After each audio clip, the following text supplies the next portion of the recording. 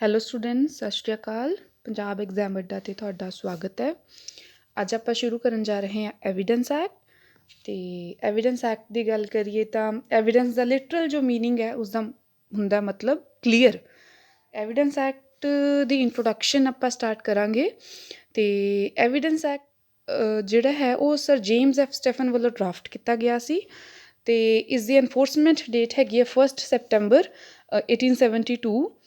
ਅਤੇ ਜੇ ਹੁਣ ਆਪਾਂ ਅੱਗੇ ਇਸ ਨੂੰ ਗੱਲ ਕਰੀਏ ਕਿ ਐਵੀਡੈਂਸ ਐਕਟ ਨੂੰ ਸਮਝਣਾ, ਐਵੀਡੈਂਸ ਐਕਟ ਨੂੰ ਸਮਝਣ ਦੇ ਲਈ ਆਪਾਂ ਨੂੰ ਇਸ ਨੂੰ ਡਿਫਰੈਂਟ 3 ਪਾਰਟਸ ਦੇ ਵਿੱਚ ਆਪਾਂ ਡਿਵਾਈਡ ਕਰ ਲਵਾਂਗੇ। ਡਿਫਰੈਂਟ ਪਾਰਟਸ ਦੇ ਵਿੱਚ ਡਿਵਾਈਡ ਕਰਨ ਦਾ ਮਕਸਦ ਜਿਹੜਾ ਉਹ ਹੈ ਕਿ ਆਪਾਂ ਇਸ ਨੂੰ ਸੌਖੇ ਤਰੀਕੇ ਨਾਲ ਕਿਵੇਂ ਸਮਝ ਸਕਦੇ ਹਾਂ। ਇਸ ਦੇ ਜਿਹੜੇ ਟੋਟਲ ਜਿਹੜੇ ਹੈਗੇ ਨੇ, ਇਸ ਦੇ ਵਿੱਚ ਚੈਪਟਰਸ ਨੇ 11 ਨੇ, ਟੋਟਲ ਸੈਕਸ਼ਨਸ 167 ਨੇ। ਅਤੇ ਜਿਸ ਨੂੰ ਆਪਾਂ ਡਿਫਰੈਂਟ ਪੇਪਰ ਦੇ ਪੁਆਇੰਟ ਆਫ ਵਿਊ ਨਾਲ ਜਾਂ ਸਮਝਣ ਦੇ ਪੁਆਇੰਟ ਆਫ ਵਿਊ ਨਾਲ ਆਪਾਂ ਇਹਨੂੰ ਪਾਰਟਸ ਦੇ ਵਿੱਚ ਡਿਵਾਈਡ ਕਰਾਂਗੇ। ਜਿਵੇਂ ਕਿ ਇਸ ਨੂੰ ਆਪਾਂ ਥਿਓਰੈਟੀਕਲ ਪਾਰਟ, ਜਿਵੇਂ ਕਿ ਜਿਸ ਦੇ ਵਿੱਚ ਕਿ ਹੇਅਰਸੇ ਐਵੀਡੈਂਸ ਰਜਿਸਟਰ ਵਾਲੇ ਜਿਹੜੇ ਟੋਪਿਕ ਨੇ ਉਹ ਥਿਓਰੈਟੀਕਲ ਪਾਰਟ 'ਚ ਆ ਜਾਣਗੇ। ਅਪਲਾਈਡ ਪਾਰਟ ਦੇ ਵਿੱਚ ਆ ਜਾਣਗੇ privileged communication between husband and wife, ਉਹ ਵਾਲੇ ਸੈਕਸ਼ਨ। ਅਤੇ ਇੰਪੋਰਟੈਂਟ ਥਿਓਰੈਟੀਕਲ ਦੇ ਵਿੱਚ ਆ ਜਾਣਗੇ accomplice, confession, burden of proof, false evidence, dying declaration, ਉਹ ਸਾਰੇ ਟੋਪਿਕਸ। ਫਿਰ ਅੱਗੇ ਜੇ ਆਪਾਂ ਗੱਲ ਕਰੀਏ ਪਰਪਸ ਆਫ ਐਵੀਡੈਂਸ ਐਕਟ, ਕਿ ਇਸ ਦਾ ਐਵੀਡੈਂਸ ਐਕਟ ਦਾ ਪਰਪਸ ਕੀ ਹੈ, ਮਤਲਬ ਐਵੀਡੈਂਸ ਐਕਟ ਦਾ ਮੇਨ ਕੀ ਹੈ, ਇਸ ਨੂੰ ਬਣਾਇਆ ਕਿਉਂ ਹੈ, ਇਸ ਦੇ ਵਿੱਚ ਆਪਾਂ ਕੀ ਸਮਝਣਾ ਹੈ। ਜਿਹੜਾ ਐਵੀਡੈਂਸ ਐਕਟ ਹੈ ਨਾ, ਇਹ ਸਿਰਫ ਔਰ ਸਿਰਫ ਪ੍ਰੂਵਿੰਗ ਔਰ ਡਿਸਪਰੂਵਿੰਗ ਫੈਕਟ ਦੇ ਆਲੇ ਦੁਆਲੇ ਘੁੰਮਦਾ ਸਾਰਾ ਐਕਟ।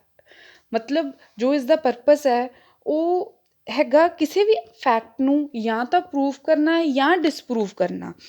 ਹੁਣ ਕਿਸੇ ਵੀ ਫੈਕਟ ਨੂੰ ਆਪਾਂ ਪ੍ਰੂਫ ਅਤੇ ਡਿਸਪਰੂਵ ਕਰਨਾ ਕਿਉਂ ਹੈ, ਤਾਂ ਕਿ ਆਪਾਂ ਰਾਈਟਸ ਐਂਡ ਲਾਇਬਿਲਿਟੀਜ਼ ਨੂੰ ਡਿਟਰਮਿਨ ਕਰ ਪਾਈਏ। ਕਿਉਂਕਿ ਕਦੇ ਵੀ, ਜਿਵੇਂ ਫੋਰ ਐਗਜ਼ਾਮਪਲ ਲੈ ਲਓ, ਇੱਕ ਸਿੰਪਲ ਐਗਜ਼ਾਮਪਲ ਲੈਂਦੇ ਆਪਾਂ ਕੰਟਰੈਕਟ ਐਕਟ ਦੀ। ਏ ਨੇ ਬੀ ਨਾਲ ਕੰਟਰੈਕਟ ਕੀਤਾ ਅਤੇ ਬਾਅਦ 'ਚੋਂ ਏ ਨੇ ਬੀ ਨੂੰ ਸਿਊ ਕੀਤਾ ਕਿਸ ਲਈ? ਬ੍ਰੀਚ ਆਫ ਕੰਟਰੈਕਟ ਲਈ। ਠੀਕ ਹੈ। ਅਤੇ ਕੰਟਰੈਕਟ ਸੀਗਾ ਏ ਅਤੇ ਬੀ ਦੇ ਵਿੱਚ। ਠੀਕ ਹੈ। ਏ ਨੇ ਆਪਣਾ ਜੋ ਪਾਰਟ ਸੀਗਾ ਉਹ ਸਾਰਾ ਫੁਲਫਿਲ ਕੀਤਾ, ਪਰਫੋਰਮੈਂਸ ਆਫ ਕੰਟਰੈਕਟ ਕੀਤਾ, ਅਤੇ ਬੀ ਨੇ ਜਿਹੜਾ ਹੈਗਾ ਕੰਟਰੈਕਟ ਨੂੰ ਬ੍ਰੀਚ ਕੀਤਾ। ਅਤੇ ਹੁਣ ਜਿਹੜਾ ਏ ਹੈ ਉਹ ਪ੍ਰੂਫ ਕਰੂਗਾ ਬਾਏ ਪ੍ਰੂਫ ਕੁਛ ਫੈਕਟਸ ਨੂੰ, ਜਿਹੜਾ ਹੈਗਾ ਉਹ ਪ੍ਰੂਫ ਕਰੂਗਾ। ਅਗਰ ਉਹ ਫੈਕਟਸ ਨੂੰ ਪ੍ਰੂਫ ਕਰ ਦਿੰਦਾ ਤਾਂ ਜਿਹੜੀ ਬੀ ਦੀ ਲਾਇਬਿਲਿਟੀ ਜਿਹੜੀ ਹੈਗੀ ਹੈ ਉਹ ਡਿਟਰਮਿਨ ਹੋ ਜਾਏਗੀ। ਮਤਲਬ ਕਿਸੇ ਵੀ ਕੇਸ ਦੇ ਵਿੱਚ ਲਾਇਬਿਲਿਟੀ ਅਤੇ ਰਾਈਟਸ ਨੂੰ ਡਿਟਰਮਿਨ ਕਰਨ ਦੇ ਲਈ ਆਪਾਂ ਨੂੰ ਫੈਕਟਸ ਨੂੰ ਜਾਂ ਤਾਂ ਪ੍ਰੂਫ ਕਰਨਾ ਪੈਂਦਾ ਜਾਂ ਡਿਸਪਰੂਫ ਕਰਨਾ ਪੈਂਦਾ। ਇਹ ਜਿਹੜਾ ਹੈਗਾ ਇਸ ਦਾ ਮੇਨ ਪਰਪਸ ਹੈ ਐਵੀਡੈਂਸ ਐਕਟ ਦਾ। ਅਤੇ ਹੁਣ ਜੇ ਆਪਾਂ ਇਸ ਦੀ ਗੱਲ ਕਰੀਏ ਐਪਲੀਕੇਬਿਲਿਟੀ ਦੀ, ਕਿ ਐਵੀਡੈਂਸ ਐਕਟ ਕਿੱਥੇ ਕਿੱਥੇ ਐਪਲੀਕੇਬਲ ਹੈ। Evidence act whole of India ਦੇ ਉੱਤੇ ਐਪਲੀਕੇਬਲ ਹੈ। ਠੀਕ ਹੈ। ਸਾਰੀਆਂ ਜੁਡੀਸ਼ੀਅਲ ਪ੍ਰੋਸੀਡਿੰਗਸ ਜਿਹੜੀਆਂ ਵੀ ਕਿਸੇ ਵੀ ਕੋਰਟ ਦੇ ਉੱਤੇ ਅੱਗੇ ਹੁੰਦੀਆਂ ਨੇ, ਚਾਹੇ ਕੋਰਟ ਮਾਰਸ਼ਲ ਦੇ ਉੱਤੇ ਵੀ, ਇਹ ਸਭ ਦੇ ਉੱਤੇ ਐਪਲੀਕੇਬਲ ਹੈ।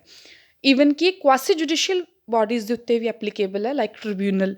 But it is not applicable to affidavits and ਆਰਬਿਟਰੇਟਰ।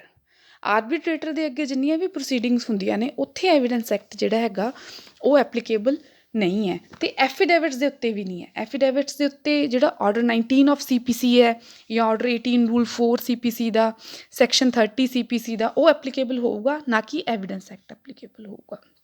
ਇਹ ਜੰਮੂ ਐਂਡ ਕਸ਼ਮੀਰ ਦੇ ਉੱਤੇ ਵੀ ਹੁਣ ਐਪਲੀਕੇਬਲ ਹੈ। ਪਹਿਲਾਂ ਇਹ ਜਿਹੜੀ ਇਸ ਦੇ ਵਿੱਚ ਅਮੈਂਡਮੈਂਟ ਹੋਈ ਹੈ ਜਦੋਂ Jammu and Kashmir reorganisation act 2019 ਦੇ ਮੁਤਾਬਕ, it is applicable to Jammu and Kashmir also with effect from 31 October 2019। ਅਤੇ ਹੁਣ ਜੇ ਆਪਾਂ ਗੱਲ ਕਰੀਏ ਕਿ ਇਸ ਦੇ ਇੰਟਰਪ੍ਰੀਟੇਸ਼ਨ ਕਲੌਜ਼ ਦੀ, ਡੈਫੀਨੇਸ਼ਨਸ ਦੇ ਵਿੱਚ ਆਪਾਂ ਸਭ ਤੋਂ ਪਹਿਲਾਂ ਕਰਾਂਗੇ ਕੋਰਟ ਦੀ ਡੈਫੀਨੇਸ਼ਨ। ਕੋਰਟ ਦਾ ਮਤਲਬ ਕੀ ਹੈ? ਕੋਰਟ ਦੇ ਵਿੱਚ ਆ ਜਾਂਦੇ ਨੇ ਸਾਰੇ ਜੱਜਿਸ ਅਤੇ ਮੈਜਿਸਟ੍ਰੇਟਸ, ਅਤੇ ਉਹ ਸਾਰੇ ਬੰਦੇ ਜਿਨ੍ਹਾਂ ਕੋਲ ਕਿ ਲੀਗਲੀ ਜਿਹੜੇ ਕਿ ਅਥੋਰਾਈਜ਼ਡ ਨੇ ਐਵੀਡੈਂਸ ਲੈਣ ਲਈ। ਠੀਕ ਹੈ। ਜਿਨ੍ਹਾਂ ਬੰਦਿਆਂ ਕੋਲ ਪਾਵਰ ਹੈਗੀ ਹੈ ਐਵੀਡੈਂਸ ਲੈਣ ਲਈ, ਚਾਹੇ ਉਹ ਕੋਈ ਕੁਆਸੀ ਜੁਡੀਸ਼ੀਅਲ ਬਾਡੀ ਦੇ ਚੇਅਰਮੈਨ ਹੈ, ਚਾਹੇ ਉਹ ਕੋਰਟ ਮਾਰਸ਼ਲ ਦੇ ਜੱਜ ਹੈ, ਜਿੱਥੇ ਵੀ ਜੁਡੀਸ਼ੀਅਲ ਪ੍ਰੋਸੀਡਿੰਗਸ ਚੱਲ ਰਹੀਆਂ ਨੇ, ਜਿਹੜਾ ਉਹਨਾਂ ਨੂੰ ਪ੍ਰੀਜ਼ਾਈਡਿੰਗ ਆਫਿਸਰ ਹੈ ਜਿਹੜਾ ਉਹਨਾਂ ਦਾ, ਠੀਕ ਹੈ, ਉਹਨੂੰ ਆਪਾਂ ਕੋਰਟ ਕਹਿ ਸਕਦੇ ਹਾਂ। ਬਟ ਆਰਬਿਟਰੇਟਰਸ ਐਕਸਕਲੂਡਡ ਨੇ। ਆਰਬਿਟਰੇਟਰਸ ਨੂੰ ਜਿਹੜਾ ਹੈਗਾ ਆਪਾਂ ਕੋਰਟ ਨਹੀਂ ਕਹਿ ਸਕਦੇ। ਅਤੇ ਹੁਣ ਆ ਗਿਆ ਸਭ ਤੋਂ ਮੇਨ ਟੋਪਿਕ ਐਵੀਡੈਂਸ ਐਕਟ ਦਾ, ਜਿਹੜਾ ਕੀ ਹੈ ਫੈਕਟ। ਫੈਕਟ ਨੂੰ ਸਮਝਣਾ ਬਹੁਤ ਜ਼ਰੂਰੀ ਹੈ ਜੇ ਤੁਸੀਂ ਐਵੀਡੈਂਸ ਐਕਟ ਨੂੰ ਸਮਝਣਾ ਹੈ। ਐਵੀਡੈਂਸ ਐਕਟ ਫੈਕਟ ਨੂੰ ਸਮਝਣ ਦੇ ਲਈ ਫੈਕਟ ਨੂੰ ਸਮਝਣਾ ਬਹੁਤ ਜ਼ਰੂਰੀ ਹੈ। ਜੋ ਫੈਕਟ ਹੈ ਉਸਦੇ ਦੋ ਐਸਪੈਕਟਸ ਨੇ ਬੇਸਿਕਲੀ। ਫਸਟ ਹੈਗਾ ਇਜ਼ ਦਾ ਫਿਜ਼ੀਕਲ ਐਸਪੈਕਟ, ਦੂਸਰਾ ਹੈਗਾ ਮੈਂਟਲ ਐਸਪੈਕਟ।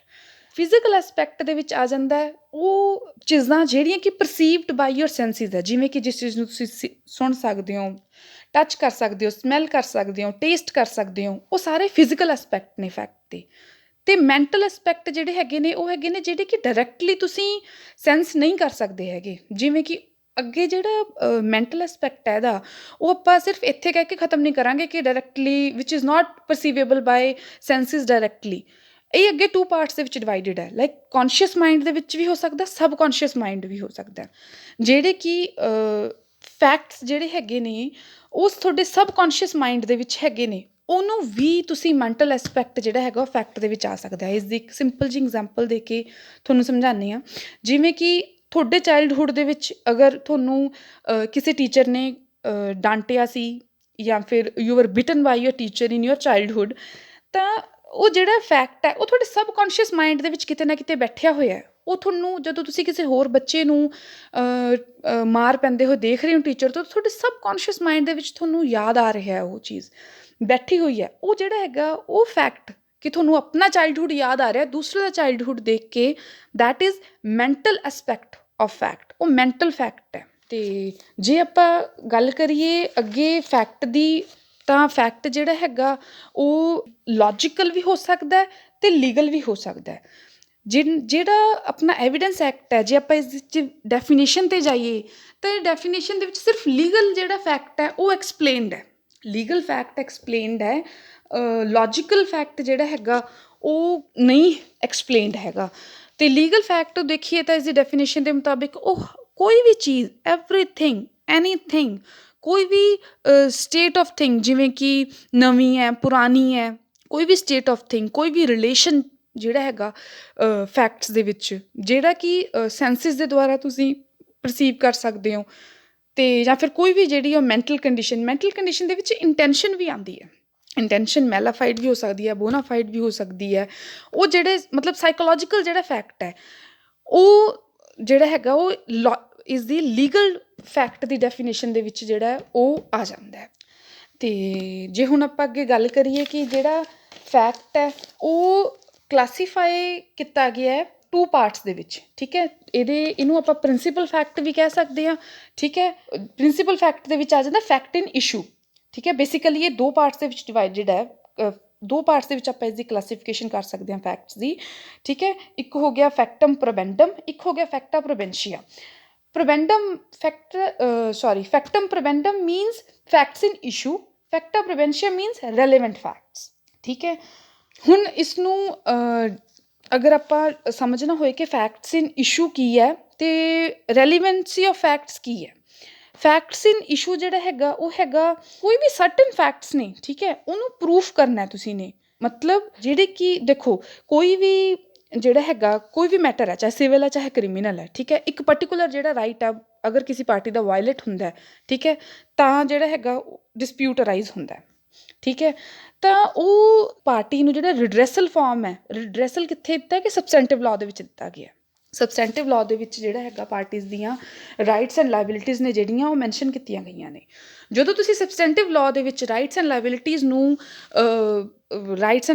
ਨੂੰ ਡਿਟਰਮਿਨ ਕਰਨਾ ਤਾਂ ਉਸ ਦੇ ਲਈ ਤੁਹਾਨੂੰ ਫੈਕਟਸ ਇਨ ਇਸ਼ੂ ਜਿਹੜੇ ਹੈਗੇ ਨੇ ਉਹ ਪ੍ਰੂਫ ਕਰਨੇ ਪੈਣਗੇ, ਠੀਕ ਹੈ। ਅਤੇ ਜਿਹੜੇ ਰੈਲੀਵੈਂਸੀ ਹੈ ਫੈਕਟਸ ਦੀ, ਉਹ ਰੈਲੀਵੈਂਸੀ ਆਫ ਫੈਕਟਸ ਤਾਂ ਮਤਲਬ ਸੈਕਸ਼ਨ 5 ਤੋਂ ਲੈ ਕੇ 6 to 55 ਦੇ ਵਿੱਚ ਸਾਰਾ ਡਿਟੇਲ ਦੇ ਵਿੱਚ ਜਿਹੜਾ ਹੈਗਾ ਉਹ ਐਕਸਪਲੇਨ ਕੀਤਾ ਗਿਆ। ਜਿੰਨੇ ਵੀ ਫੈਕਟਸ ਨੇ ਜਿਹੜੇ ਕਿ chain of circumstances, chain of facts ਜਿਹੜੀਆਂ ਕਨੈਕਟਡ ਕੀਤੀਆਂ ਹੋਈਆਂ ਨੇ ਉਹ ਸੈਕਸ਼ਨ 6 ਤੋਂ ਲੈ ਕੇ 55 ਦੇ ਵਿੱਚ ਸਾਰਾ ਡਿਟੇਲਡ ਐਕਸਪਲੇਨਡ ਹੈ, ਜੋ ਕਿ ਆਪਾਂ ਨੈਕਸਟ ਲੈਕਚਰ ਦੇ ਵਿੱਚ ਡਿਟੇਲ ਦੇ ਵਿੱਚ ਆਪਾਂ ਇਸਨੂੰ ਕਰਾਂਗੇ। ਹੋਪਫੁਲੀ ਤੁਹਾਨੂੰ ਅੱਜ ਦਾ ਲੈਕਚਰ ਅੱਛਾ ਲੱਗਿਆ ਹੋਊਗਾ। ਜੇ ਤੁਹਾਨੂੰ ਅੱਛਾ ਲੱਗਿਆ ਤਾਂ ਪਲੀਜ਼ ਤੁਸੀਂ ਚੈਨਲ ਨੂੰ ਸਬਸਕ੍ਰਾਈਬ ਜ਼ਰੂਰ ਕਰਿਓ। Okay, thank you so much.